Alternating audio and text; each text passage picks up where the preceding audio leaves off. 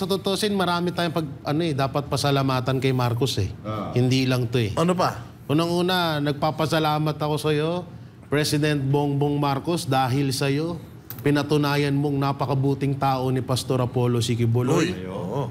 Pangalawa, maraming salamat sa iyo dahil sa tagal ng panahon pinakita mo at ipinakita ng taong bayan kung paano magkaisa ang bawat Pilipino dito sa Pilipinas. May kasalanan yan, no? Galing. At maraming salamat sa iyo, Marcos Jr. dahil imbis na pababa ang presyo ng bigas, shabu ang pababa ang presyo. At marami pa. Marami tayong pasalamatan. Salamat ka lang. At palitan maraming salamat din sa iyo, Marcos Jr. dahil nakilala namin kung sino talaga yung mga hudas ng mga politiko na hindi namin pala dapat pagkatiwalaan.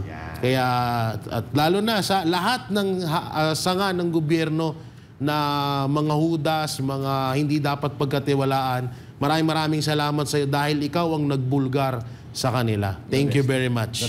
Yung mga ginawa kasi nito ni Marcos Jr., katulad lang nung kay Pastor, sinira nila si Pastor, tapos bandang huli sila rin nagpatunay na talagang etong si Pastor Apollo Sikibuloy ay totoong mas nakilala at talagang may puso, may malasakit para sa bayan. Si Marcos Jr. ang naging wala ka bang talagang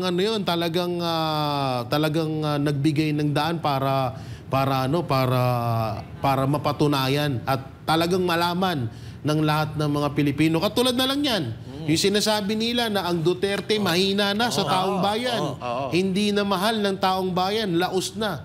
Anong nangyari? Pinatunayan pa rin ni Marcos na kung gaano kamahal ng buong Pilipino, ng buong bansang Pilipinas at mga Pilipino ang mga Duterte.